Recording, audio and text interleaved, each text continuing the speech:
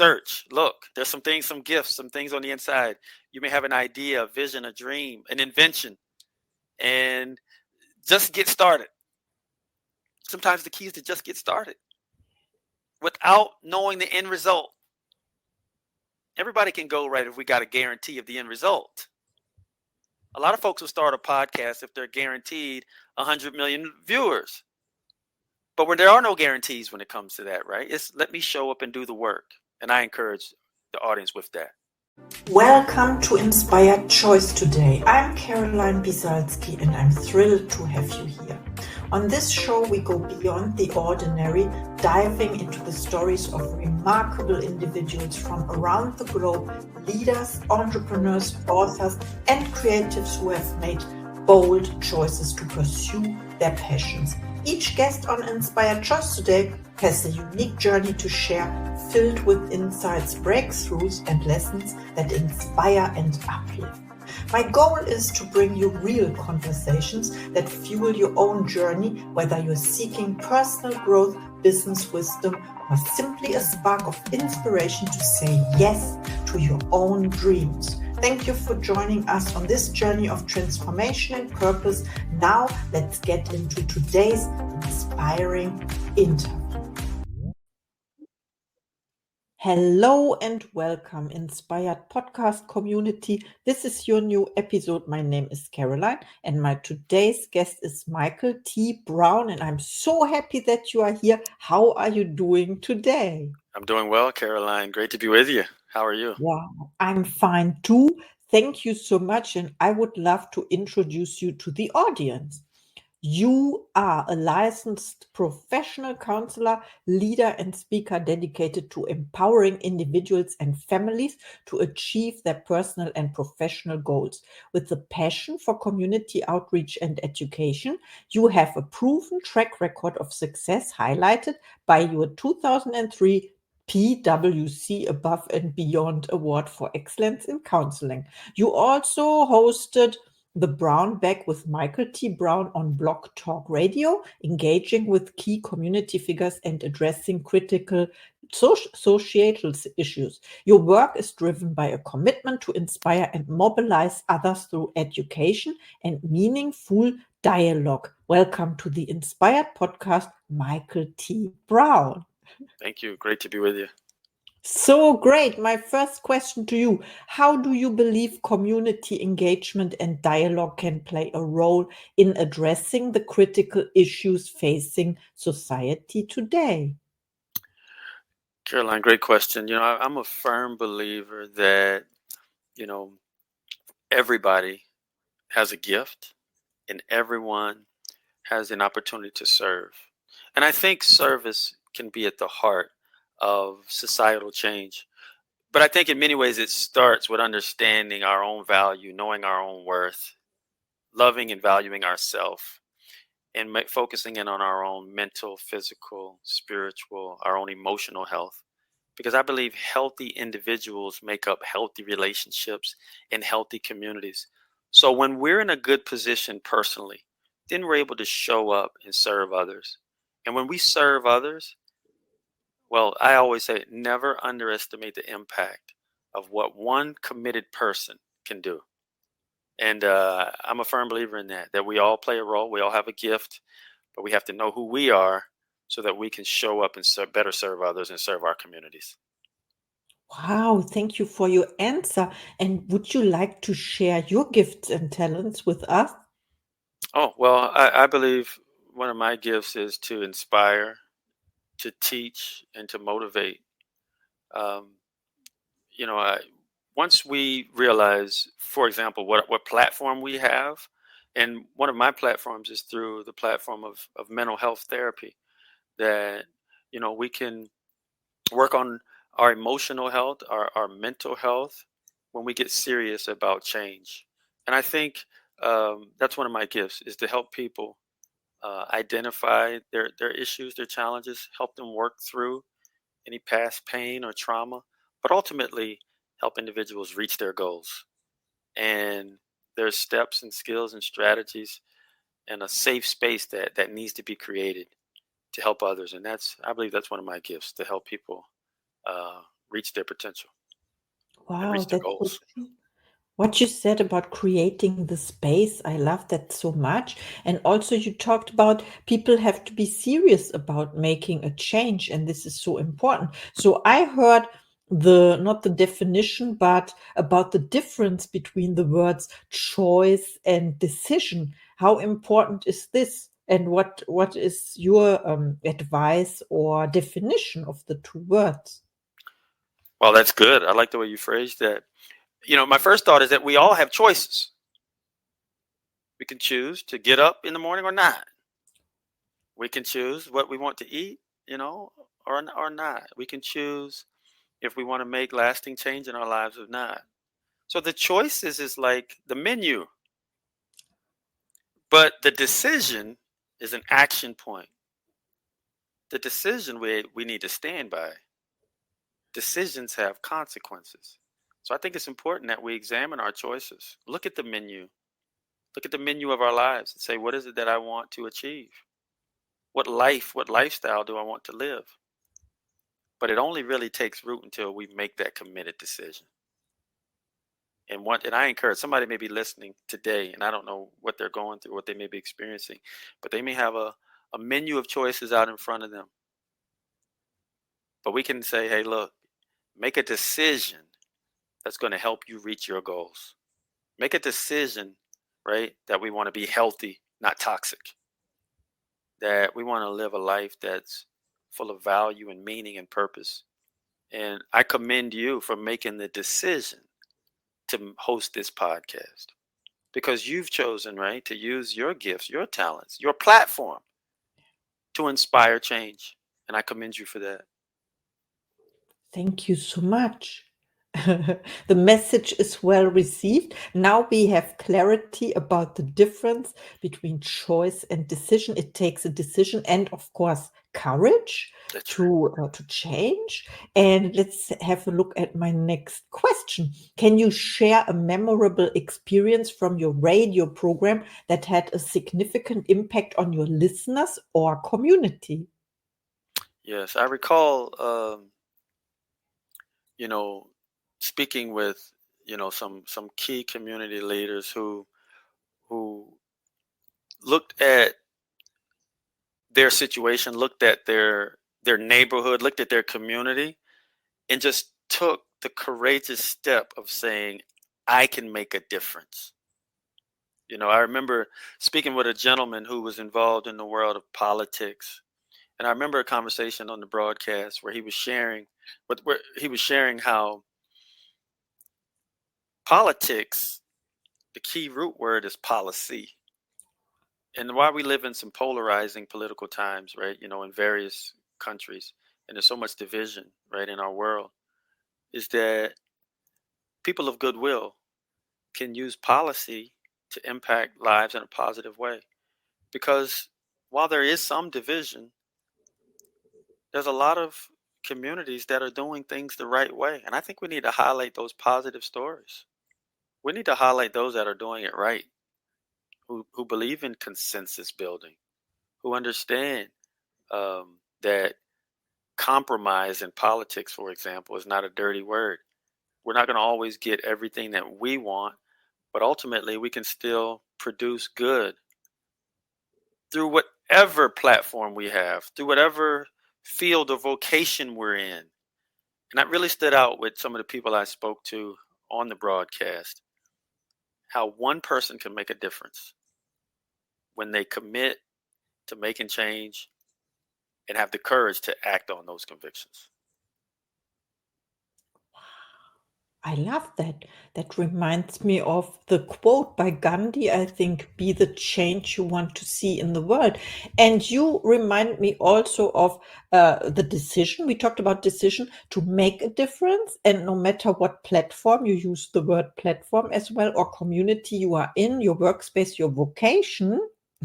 You can choose wisely. And I love that so much. I was thinking about the word division. You use division, and I'm thinking, where's the difference between division and separation, for Mm, example?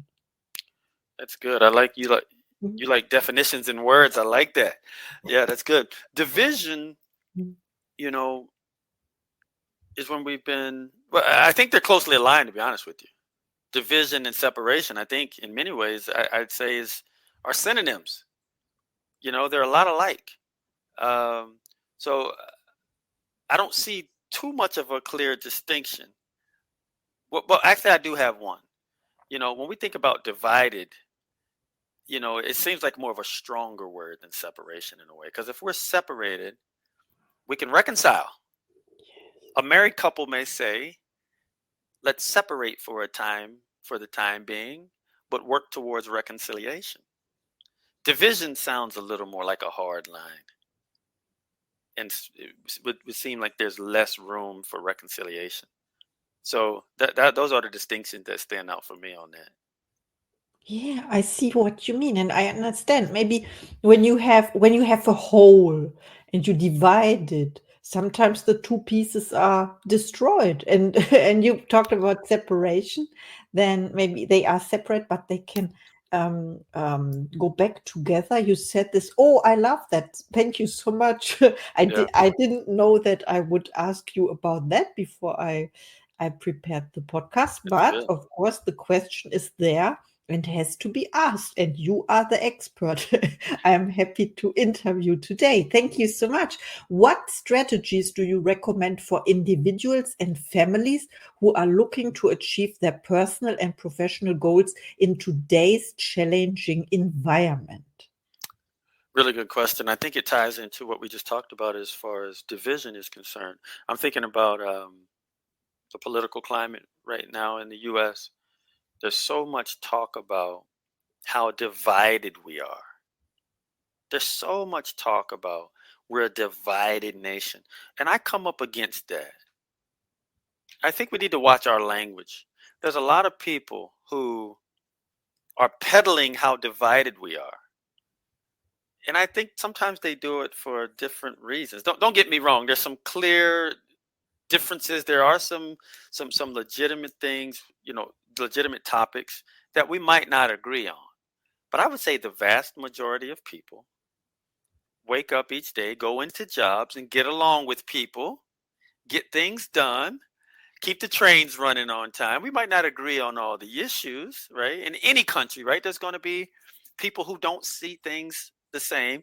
But I'd say we still keep the trains running on time. We still can find common ground. And I think that's a nice principle to take into our families, into our communities, to realize we're not going to agree on everything, but we can acknowledge our differences and agree to treat each other fairly and with kindness, even when we don't agree. Can we agree without being disagreeable? Can we leave enough room, right, to have tough conversations and still respect and honor each other in the process? And if we'll do that in families, if we'll do that in communities, then we can have an environment that we all can enjoy, even when we don't agree. Yes. I learned that somewhere. I think in my psychology studies that the family is the smallest entity, right? And when we work on that, of course, then you talk about community as well. Yeah, community, and then it will impact larger communities and eventually the country and the whole world. And if we disagree the right way, if we debate issues versus attacking people, a lot of times we get better results. If everybody just agrees on everything, we might not get the best outcomes. It's often what comes with difficult conversations, with friction, that we get a better result. There's a spiritual teaching that says iron sharpens iron, which means there's friction. Good things can come out of friction. It can help sharpen us. It can help us get better results. And I think that spirit can go a long way. Oh, that encourages me to move on, of course. Thank you so much. I Yes, mean, ma'am. in life or, with, and I love how you emphasized about when we detach from, in my words, to detach the topic, the subject from the people Yes. that brings it up to the table in companies, for example, in work environments, of course. Thank you so much. Let's talk about coaches and mentors. You are helping people. Do you have coaches and mentors for yourself? And who was the best coach you ever had? Wow, great question. I do believe in coaches and mentors, and I've had so many, so many people that have deposited positive into me. I start with my parents. They both made valuable deposits because in many ways, right, we learn so much from our first teachers, and it's our parents. And that's why I was blessed, to have a mom and dad who instilled a lot of positive values. And one of the main values they helped instill was a belief in service and community and investing in your faith, right? In our spiritual lives, because regardless of belief or religious beliefs or denominations, I mean, and there's different views, and I respect that. But I think we all have a spirit, whether it falls into a faith denomination or religious perspective is one thing, but I think we all have a soul, we all have a spirit, and our coaches and our mentors, right, help feed that spirit, help feed that sense of belief, right, that in many ways we all are a part of something bigger than ourselves. We all can contribute to the world and make a positive difference. Yes, absolutely. Make a difference, make a decision to be the difference. Of course, we learned this in the first question already. Right. And I have to re listen to this episode again because there were so many nuggets in it, especially what you talked about faith as well. What is faith? Believing in the unseen, right? That's right. That's Mhm. right. That we all can connect to something higher than ourselves. And for many, that's God or their belief system, religious, spiritual wise. For others, it's humanity. It's a part of being a part of a world that we all can benefit from, and a higher sense of purpose or meaning or value, whatever the source or the belief for the person, right? We have our personal preferences on that. But I think most people would agree that it is important to serve a purpose higher than just ourself. Absolutely. You talked about purpose, the higher purpose, and you help people to reach their personal and professional goals. And what about your goals? Do you set goals for yourself or intentions? And what is one of your next projects? I do. And one of my personal goals is to continue doing what I'm doing, just to continue to try to impact as many lives as I can in a positive way through various platforms, whether one on one, small groups, large groups, online, in person, to continue to teach, motivate, and inspire others to reach the best version of ourselves. And yeah, I'm really would like to do personally more public speaking and reach larger audiences, and opportunities like this certainly help. So I appreciate it. Yes, it helps. Thank you so much for saying yes again. And when you said about, what was it? You would like to continue. That reminds me also, you have to be persistent, of course, and showing up on a daily basis so That's right. consistently. And what are your tips or advices to keep to continue to encourage people or to motivate? What do you do to show up every day? I think know our why first of all. Why am I doing what I'm doing? Because if we know why, then the how becomes more fluid. When we remember our purpose, why do I get up? Who will this impact? What's my what's the significance of it? Am I passionate about it? And if we are, and we love what we're doing, then are we willing to commit to the discipline of it? Are we willing to do it? When you love it, you will push through the distractions, the difficulty, the adversity, because it's deep inside of us. I think we all should tap into something deep inside of us that will outlive us. These podcasts, right, may outlive you, Carolyn. Somebody may hear this 50 years from now. And the seeds you're planting now, right? The seeds we plant now can outlive us. And I think that's a beautiful portrait. To find what you love, commit to it, and build discipline around it. I heard it put this way: there's 2 times to do the right thing. When we feel like it and when we don't. Oh. So when we feel like keeping going or not, we say, it's bigger than me. I'm going to serve others with a joyful spirit and a joyful heart. And what a privilege and an honor it is to be able to have the opportunity to do that. And so many people may be listening right now and they say, I haven't found my purpose. I haven't found my passion. Well, just decide you want to find it and let that be your homework. Search, look, there's some things, some gifts, some things on the inside. You may have an idea, a vision, a dream, an invention, and just get started. Sometimes the key is to just get started without knowing the end result. Everybody can go right if we got a guarantee of the end result. A lot of folks will start a podcast if they're guaranteed 100 million viewers. But when there are no guarantees when it comes to that, right? It's let me show up and do the work. And I encourage the audience with that. Thank you so much. This is so valuable. It is well received, your message, of course. And I was questioning myself, of course, while you were talking. Why am I doing this? And this podcast truly is my passion. And you don't know this. Nobody knows because the episode was not published yet, number 365. I asked her for her goal, and she says she wants to celebrate her 100th birthday. And I said to her, you know what?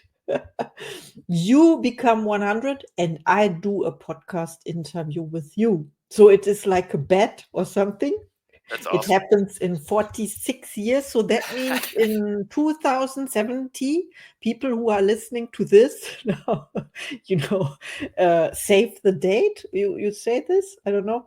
Yes. Thank you so much for sharing. I'm so happy that we talked. And I have to know, where do we find you when people reach out to you after listening to this, of course, and they want advice or consolation is the word, I don't know, about how to find their purpose? Where can we find you? Yes, they can go to my website, brownsleadership.com/home. brownsleadership.com/home. And they can also find me on Twitter at mtbrown98, or now known as X, at mtbrown98. And if they Google search my name, Michael T. Brown, there's some various ways to find me there as well. So yeah, that's the way I can be reached. Wow, thank you so much for sharing. I follow you already. I found you on X, however it is called, and everywhere. Of course, we are connected now. And now is time for your last thoughts to the audience, please. Well, first of all, thank you for hosting me and for having me on this platform. I do appreciate it. And to the audience, I would say find your purpose, be passionate about it, and build discipline around it, because we all have gifts, skills, attributes, and a calling, right? When we tap into a sense of calling, a sense of, I know why I'm here and I'm going to be excited about doing it, then you're already winning. When we're focusing in on serving others, we often get blessed in the process as well. So be encouraged, be motivated, be inspired, and know that it's okay to not have all the answers. It's okay that if you're struggling personally, mentally, emotionally, that there's people out here who can help.